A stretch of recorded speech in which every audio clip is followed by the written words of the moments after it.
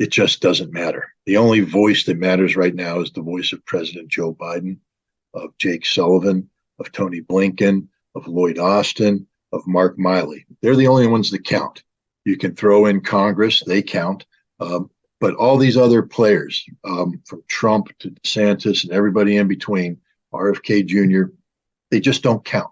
They don't matter because nobody takes them seriously at this point in time because the presidential election cycle hasn't even begun yet. It's way early in the process. 2, the election is in November of 2024. The collapse of the Ukrainian army is taking place today, right now, before us. If you think that this current situation is going to exist in November 2024, I think you're probably going to have to check the food that you're eating to see if somebody puts some psychedelic drugs in there or something, because this war is going to be fundamentally over by then, or if it's not over, it'll be a completely different conflict than the one that's currently faced today. So I always believe that at this point in time, while it's always interesting to hear people talk, when it comes to actually assessing policy and policy implications, all these voices should be swept away. And the only voices that should be heard are the voices that actually have a say in what goes on in terms of formulating U.S. policy. Joe Biden is not losing any sleep over anything Ron DeSantis says, anything over Donald Trump says, or RFK Jr. These voices just don't count when it comes to the reality of the situation. When they do count is if they pass through the crucible of the primary process and they emerge as legitimate contenders for the throne. At that point in time, once the American people can say this person actually has a shot at the throne, then they'll be listened to. But until then, it's just noise, background noise. It needs to be put away.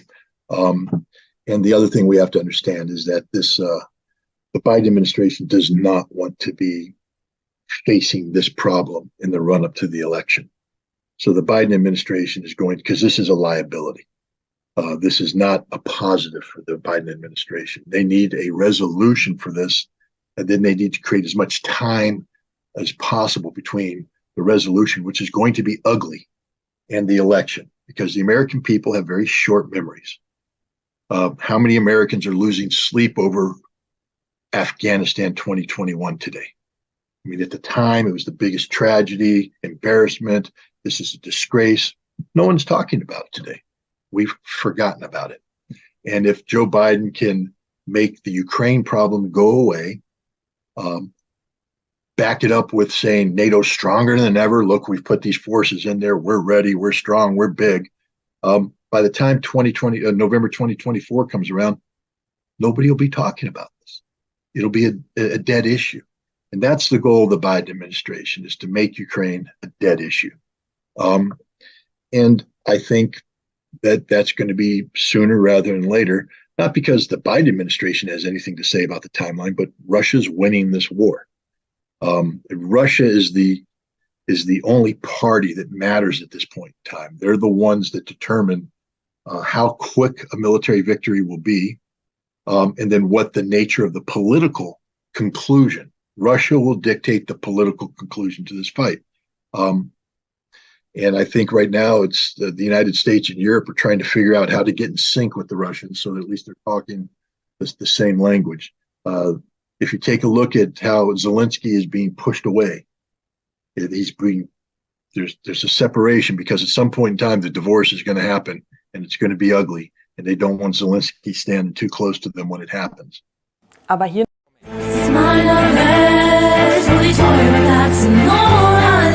Das ist meine Welt, es ist kalt hier draußen. Ich beiß auf die Zähne, doch ich halt's nicht aus. Und das ist meine Welt.